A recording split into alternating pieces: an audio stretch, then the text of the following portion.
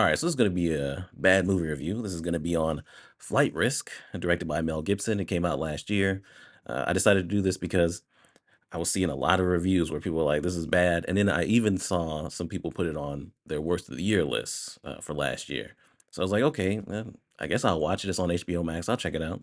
So in this, it starts off with Madeline, played by Michelle Dockery.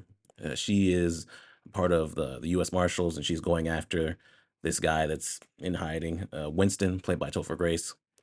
She goes after him, captures him, and he immediately is like, "Okay, I want a deal."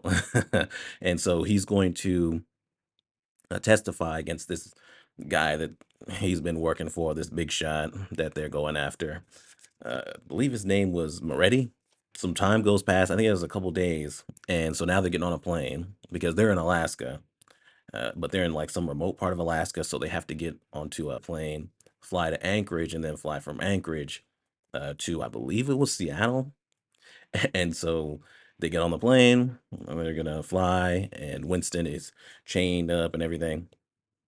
And Daryl, played by Mark Wahlberg, gets on the plane. Turns out, and it's very obvious that he is actually there to kill Winston and basically her too, for Moretti, so he doesn't end up testifying. They subdue Daryl pretty quickly in this.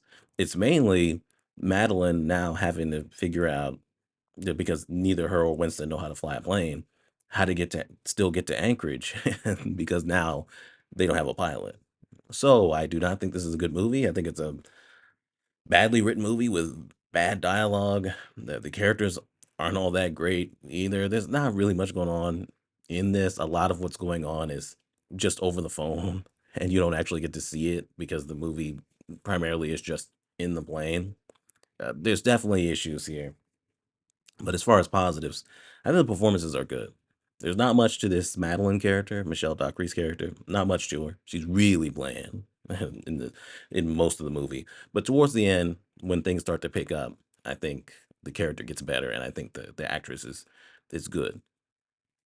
As far as the entertainment value, definitely Daryl, Mark Wahlberg's character, is the most entertaining thing in this movie. And with the bad accent, the bad haircut, everything, he looks ridiculous. He sounds ridiculous. I do think that and his dialogue is terrible. The dialogue is just terrible, pretty much for everybody. But he is a believable psychopath in this. By the end of it, it's like, yeah, you should have killed him as soon as you subdued him earlier with the taser. I mean, he just keeps getting up and attacking them, and the dude is legitimately crazy. Doesn't seem to care whether he lives or dies. I mean, he's a threat. Like you wouldn't want to be in that plane with that guy. So I think Mark Wahlberg actually does a really good job elevating this really terrible material he's given. Also, there is some tension, not just with Daryl waking up or getting free and attacking them, but also with landing the plane. She's getting instructions from this pilot guy that's telling her, different things of what to do and how to land. And we'll definitely talk more about that guy. Uh, there's definitely tension, mainly towards the end. Daryl ends up stabbing Winston, and so they have to hurry up so they can get him medical attention. This is all about him, right? He needs to testify, so they need to get him medical attention. So they need to hurry up and get there, and they might not get there in time. If they speed up to get there in time, they may run out of fuel. So towards the end, when we get to the climax, there is legitimate tension and it gets a little bit better. That's about it for positives. Wow, the writing in this. So let's start off with the setup. So the setup is Topher Grace's character, Winston, just being in this remote part of Alaska, and they just come in and arrest him, and he's immediately asking for a deal to give information on this Moretti guy. And it feels rushed. It feels like, oh, well, we just put this here so that we could have this set up before they get on the plane, but we're not really putting all that into it to really make it feel like it's developing the character and the situation. Like I feel like there's more of a process for a character to be like, okay, yeah, I'm gonna give up this person after you guys have done all this to catch me. Right. Oh, I have a bigger fish you can go after. I feel like there's more of a process that's supposed to happen there, and there's supposed to be more to it, but there really isn't. And then so you just get that, and then I guess it's been a couple days, and they've that Madeline's been with Winston, and they're getting on the plane, and he's being annoying.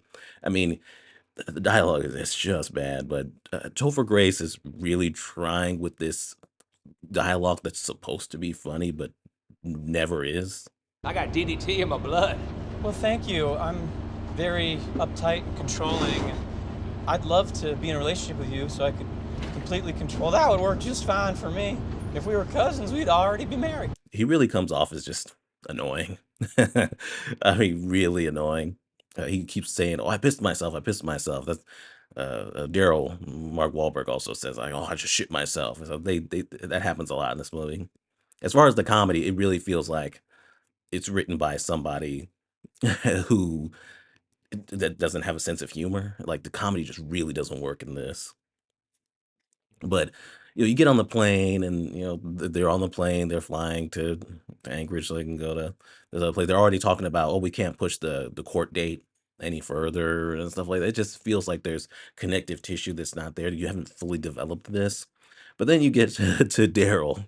You get to, Mark Wahlberg get on the plane, and he's gonna fly the plane, and it's like, it's so obvious that he is not their actual pilot. For one, you figure Madeline would know about the pilot, at least know what they look like, things like that. This is a situation where you really need to protect this person that a very powerful person is definitely gunning for. And you think you would really do your due diligence there, but whatever. The two guys that were with her when they first got Winston, they're not there with them on the plane coming back for some reason.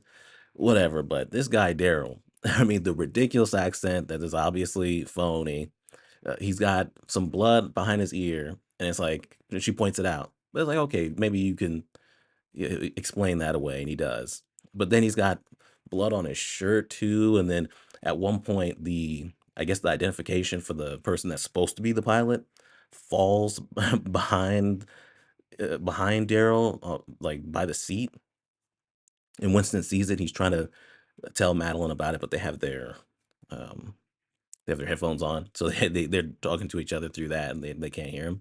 But it's like it doesn't feel like this feels like it would need to be planned out if you're Daryl to really make this work and be convincing, but it doesn't feel like it is. It feels like he killed the guy right outside the plane while they were on it, and then he just got on and just made it up as he went along.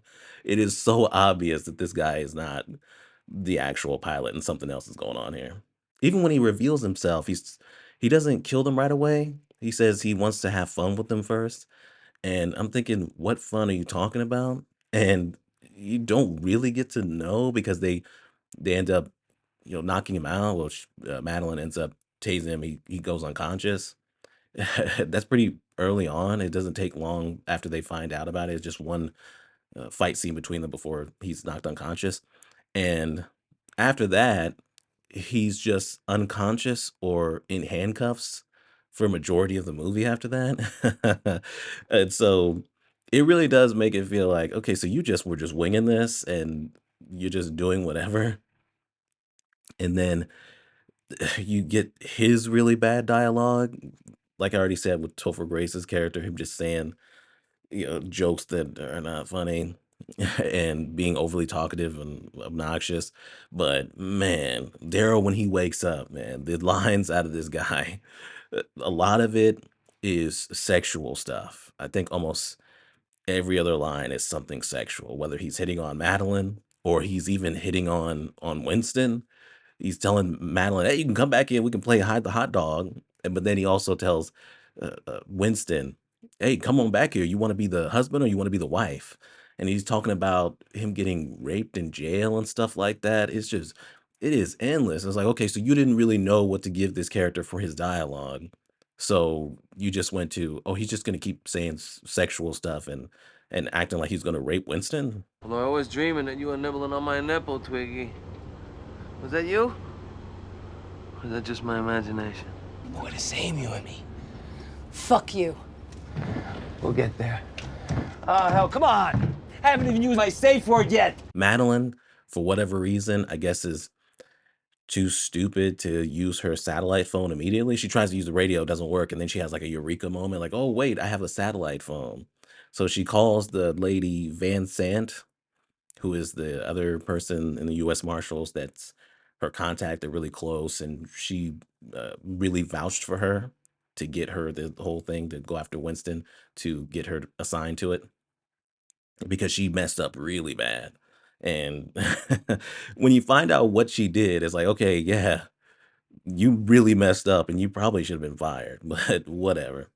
She gets in touch with Van Sant, and Van Sant gets her in touch with this other guy that's going to guide her and give her instructions on how to fly the plane. That's the majority of the movie. It's just her trying to figure out how to fly the plane to Anchorage and actually land it. But this guy, I think his name was Hassan, and this dude is probably my least favorite part of this movie. Every time he started talking, I was like, "Ooh," I was like feeling the cringe hard because for one, the dude he sounds off. Like he sounds fake. He sounds automated. Like you would be calling customer service and it wouldn't be a human on the other line. It would be some kind of automated machine. That's what he kind of sounds like. He doesn't sound human for one. And along with that, he's saying whenever she does something right, he's like, "Fantabulous." And it just sounds all kinds of off. But the main thing that was really uncomfortable was the guy is like, this is a stressful situation, everything's going on. I understand maybe you wanna be light to keep her calm, but he asked her out on a date while this is happening? 120 at 3000, Roger. And what are you doing after this? Excuse me? Myself? I haven't eaten all day. You want to have dinner with me? Yeah, if you insist. I mean, we should probably focus on landing first. Your paying, though, seems only fair since you asked me. He asked her out on a date. She's like, "Okay, I guess it's fair if you're helping me, I guess, yeah, we can go on a date." And it's almost like the dude's never asked a woman out before, and he's like, "Oh, this is my golden opportunity." She has to say yes in this situation because she needs me to land this plane and end up surviving all this. Because, he awkwardly asks her out, and she says, "It's fair, whatever." But then whenever he's talking on the phone with her, giving her instructions and things like that, he'll give a couple instructions, say something weird like "fantabulous" or whatever, and then he'll make reference to their date that they're supposed to be going on. He'll he'll just out of nowhere be like, "Oh, you're paying for the beers," and I tell you, I'll drink a lot, and she's like, okay." She's kinda, like, laughing along with it. It's like, it's really uncomfortable. It really is. There's a point where they see a shipwreck, and they're looking at the name of the shipwreck. I think it was called Fair Dancer, and he's like, "Oh, by the way, I'm a fair dancer, so let's go boogie." I was like, "This is fucking horrible. Who wrote this?" It is really atrocious. It was like I was like, "Man, this alone could get me to turn it off. It's so uncomfortable." Now, I know you're anxious to meet me and all, but just keep an eye on our altitude. Make sure you're holding steady. Now, would you like me to make the reservation? You seem kind of busy. I got this. If you watch this movie and you weren't really paying attention to it, you just kinda had it on, and then you looked up every now and then, you would feel like you were watching the same scene, because it all mainly is just them on the plane. Her sitting in the pilot seat trying to figure out how to fly it. She lets Winston sit next to her and actually help her, and then every now and then, Daryl will get free, and he'll attack them. They'll subdue him again, and then he'll be talking shit to them and things like that, and then eventually get out again and attack them again. So, it really doesn't make sense why she just doesn't just shoot him dead. The idea is that we keep him alive because she doesn't know how to pilot the plane, but she's getting instructions on how to pilot the plane, so by the second time he attacks her, she should just kill him. But we still need to have him the fear, the danger of him being on the plane with them. This is a movie. She figures out that there must be a leak in the U.S. Marshals because Daryl knows certain things that he shouldn't know. So it must be coming from the U.S. Marshals. He knows the backstory of Madeline, what she did in the past. She was supposed to be protecting this other witness. The witness went to go take a shower and was in shackles. Somebody threw a Molotov cocktail, set the place on fire. Madeline ran out, and the witness died. because she couldn't run away because she had the shackles on. It's like, okay, yeah, you fucked up and you got her killed, and you should have been fired. And so yeah, that makes sense. But somehow, I guess Van Sant was able to vouch for him. But they find out about it through that, and then also the Daryl, I guess, had pictures, and one of the pictures was Winston's mom's house. So then it's like, okay, they could have only gotten that from the U.S. Marshals as well. So at first, Madeline, even though Van Sant is vouched for and they're close and everything, she calls the director and says that she thinks the leak is Van Sant, which gets her killed. All this is happening over the phone. And the director actually turns out to be the person that's the leaker and happens to be working for Moretti. And the way she finds out about that is Winston says that he pays somebody, I think it was 25K or 250K or something like that. And it's to a certain place, and that place just happens to be where the director is at. So that's how they piece that together. It's really thin. It's not much of anything, and it doesn't help that we don't get to see any of it. All of it is just like conversation on the phone and things like that. It's boring. Once Winston gets stabbed, then we get a little bit of actual stuff going on, like I said. But they have to land the plane. It becomes this big thing. One of the wheels comes off and things like that. Daryl finally gets taken care of because he flies out the plane, and then the ambulance hits him and things like that. It seems like Winston's gonna die, but obviously Winston can't die because he's the entirety of the story. So where would it go from there? So obviously, it seems like he's gonna die, or even is dead by the time they crash land. But he's all right. And then as he's getting taken, after all this, as he's getting put onto the ambulance, the one of the guys gets on with him and tries to kill him. The director set that up. I was like, man, this guy Moretti, he really controls everybody. Too bad we only see him in two pictures. It's like, so you wanted the whole thing to take place in the plane, but yet you have so much going on outside of the plane and don't feel like the audience needs to see any of it. We don't need to see a flashback of the stuff that happened with Madeline and the other witness, so it really gets us invested in her really wanting to keep Winston alive to make up for that situation. It's like, nah, we're just we're just on a fucking plane. So I'm giving this trash. It is mostly boring. It started to reach a rental by the climax, but by that time I had checked out so much from everything that happened up to the point, the bad writing, the fact that there's so much just going on over the phone or just in dialogue, and the dialogue is horrible. I mean, constant sexual stuff, or I'm gonna shit myself, I'm gonna piss myself, and the constant uncomfortable hitting on Madeline in this. I mean, it is constant. There's not just Hassan, the guy on the phone, but especially him. It is constant and it is obnoxious, man. It was to the point where I was like, man, if y'all don't fucking chill out, please. So yeah. Anyway, that's Flight Risk. I'm sorry, Mel Gibson, it didn't work. This did not work. Better luck next time, maybe. Yeah, like I said, trash. Subscribe, and we're done.